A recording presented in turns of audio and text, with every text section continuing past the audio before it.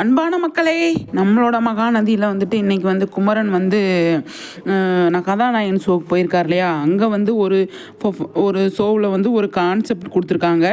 என்ன அப்படின்னு சொல்லி பார்த்தீங்க அப்படின்னா, பாவ மன்னிப்பு அப்படிங்கிறது.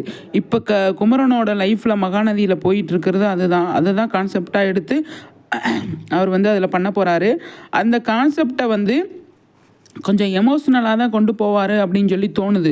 ஏன்னா காவேரி வந்து பணத்தை தொலைச்சது குமரனால் தானே, அதாவது குமரன் பணம் தொலைச்சதுனால தானே வந்து காவேரி இந்த மாதிரி சுச்சுவேஷனுக்கு வந்தாங்க. அதையெல்லாம் வந்து காட்டி அதுக்கப்புறமா வந்து விஜய்க்கு வந்து நன்றி சொல்கிற மாதிரி அவர் வந்து முடிக்கிப்பாரா, இல்லை விஜய் இந்த மாதிரி ஒரு பர்சன் நடுவில் வந்துட்டு கடைசியில் இந்த மாதிரி அவர் கெட்டவர்னு தெரிஞ்சிருச்சு அப்படின்னு சொல்லி கொண்டு வந்து முடிப்பாங்களா, இல்லை விஜய் நல்லவர்னே முடிப்பாங்களா என்ன அப்படின்னு சொல்லி தெரியல. கண்டிப்பாக இந்த குமரனோட கதாநாயகன் ஃபைனல் எபிசோடு வந்து பயங்கரமாக இருக்கும் அப்படின்னு தான் நான் நினைக்கிறேன்.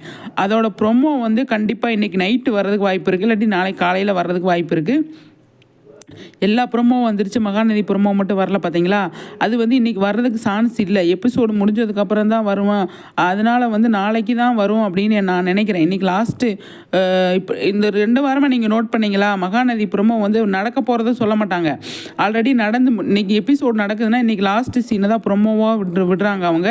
அதனால் வந்து குமரனோட கதாநாயகன் சம்மந்தப்பட்டதாக தான் வந்து அவங்க வந்து இப்போ ப்ரொமோவாக விடுவாங்க. விஜய் காவேரியோட ப்ரொமோ விட மாட்டாங்க அப்படிங்கிறதான். அந்த மாதிரி தான் கொண்டு போவாங்க. அதில் விஜயை டேமேஜ் பண்ணுறாரா இல்லை பாசிட்டிவாக பேசுகிறாரா அப்படிங்கிறது தான் இந்த இடத்துல நம்ம நோட் பண்ண வேண்டிய விஷயம். கண்டிப்பாக அது பாசிட்டிவாக கொண்டு போனால் தான் நல்லாயிருக்கும் அப்படிங்கிறது. அப்போ தான் வந்து விஜய் வந்து சரி நமக்குன்னு சப்போர்ட் பண்ணுறதுக்கு ஒரு ஆள் இருக்குது அப்படின்னு சொல்லி உள்ளே வர்றதுக்கு சான்ஸ் இருக்குது. விஜய் வீட்டுக்கு, காவேரி வீட்டுக்கு இப்போதைக்கு விஜயும் அந்த கதாநாயகன் ப்ரோக்ராமுக்கு வந்திருக்காரு அப்படிங்கிறது யாருக்குமே தெரியாது. கண்டிப்பாக காவேரி பார்ப்பாங்க.